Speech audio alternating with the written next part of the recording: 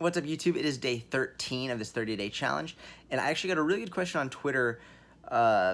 Totally forget the name of the person who asked. I'm not going to stop recording. Forget the name. I apologize, but I'm going to send it to you personally. Basically, the question was, how are we supposed to know who's telling the truth and who's not? Who's a huckster? Who's actually scientifically supported? Especially if you didn't go to school for this stuff. If this isn't your profession, how do you know?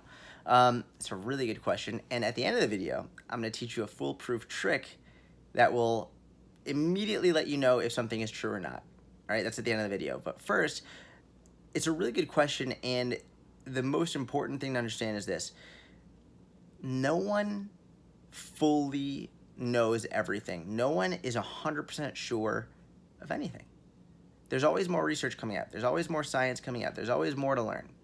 And I guess what that leads into is, if someone is 100% dogmatic, this is right, this is the only way, if you don't do this, you're fat, if you don't do this, you're weak, if you don't do this, you're wrong, that's the kind of person that I would steer clear from. I probably wouldn't want to hang out with that person. Generally, the people who are more open-minded and more willing to say, hey, listen, this is what I do, this is what I found works really well for me, this is like what I've researched and found is like tends to be most effective, but you don't have to do it. And there are other options too. If there's only one option and this is it, no other way, that's actually not the most supported in the literature, because generally speaking, this is the best part. If you really dig into science, everything works. Everything. As long as you can sustain it. And even then, if you can't sustain it, it will still work until you can't sustain it. Right? And that's all individual preference. What can you do? What works best for you?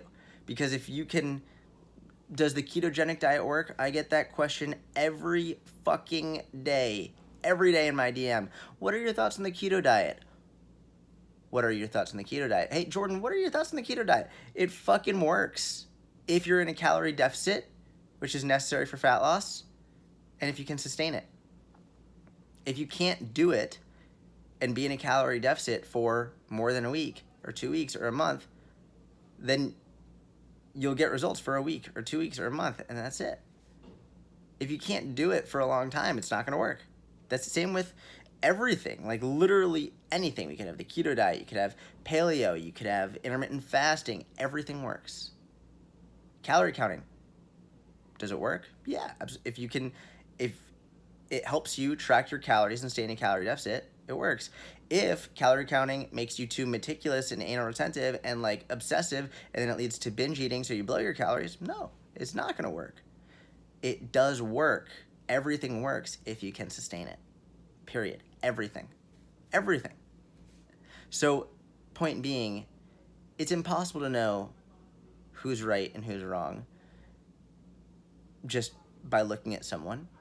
But the best tool you can always use is this person saying that the only way to eat is this one diet? Like, carbs are inherently bad for you. Carbs are bad. You gain weight if you eat carbs. Oh, okay. Versus the person who's like, listen, you can have carbs and not gain fat. You absolutely can. Here's how. But if you don't want to eat carbs, or if you prefer not to, here's another way how.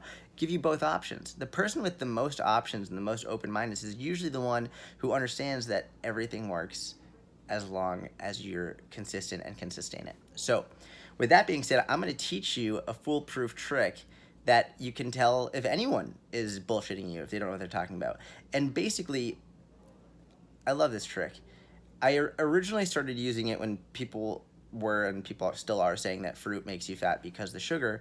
And I'm going to give you, basically, when people say fruit makes you fat because of sugar, they tend to use a lot of bigger scientific words that, like, oh yeah, well, the sucrose in there, and it goes into your body, and then gluconeogenesis, and blah, blah. They throw out all these words that you're like, oh, and then the insulin response, okay, and the insulin's a fat-storing hormone, no, okay, and like, it just makes sense.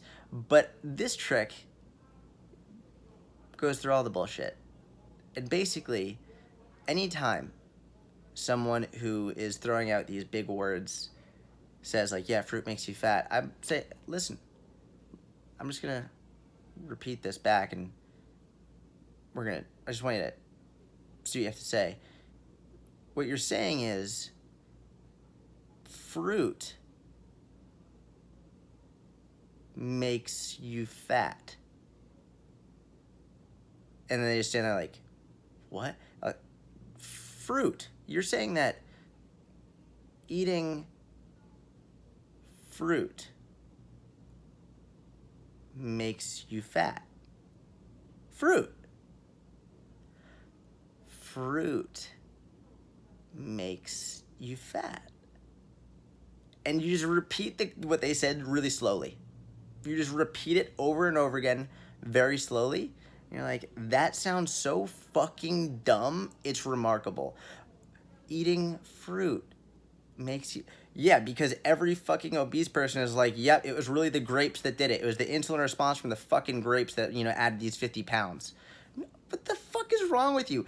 I heard someone say, like, I'm really nervous. I heard that doing cardio will actually make me fat, that doing cardio actually makes you hold on to fat. Is that true? And I was like, doing cardio, exercising makes you fat. Running